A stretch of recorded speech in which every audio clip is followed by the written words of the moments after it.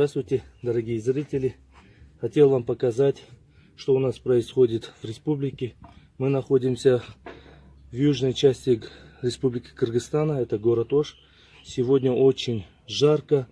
Вот. Телефоны показывают 43 градуса, но в реальности это около 45, наверное. Вот нас сковородку оставили на жаре, залили масло. Где-то через 2 часа пробуем испытание, то есть жарить сосиску и яйцо. Значит, начнем.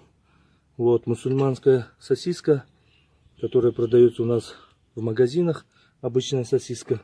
Не знаю, говядина, куриная. То есть, и пробуем, что у нас получится. Как вы видите, сосиску можно готовить и на солнце. До какой степени. Вот. И заодно я постараюсь и яйцо, чтобы было очень комфортно. Вот оно, яйцо наше. Сами видите, жара очень сильная. Вот. Реально можно будет без никакого электроснабжения, газоснабжения на улице сейчас делать. Очень жарко, в городе никого нету. Но пробуем, как наша сосиска будет готовиться. Ну, мужики, реально очень жарко сейчас.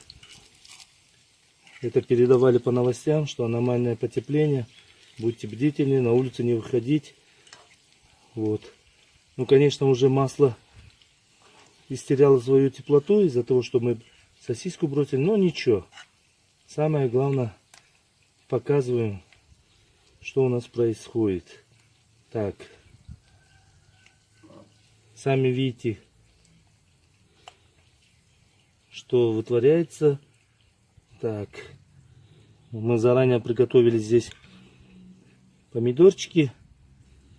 Вот. Ну, не знаю. Попробуем на вкус эти сосиски. Через какое-то время нагреется сковородка, можно будет еще раз прожарить.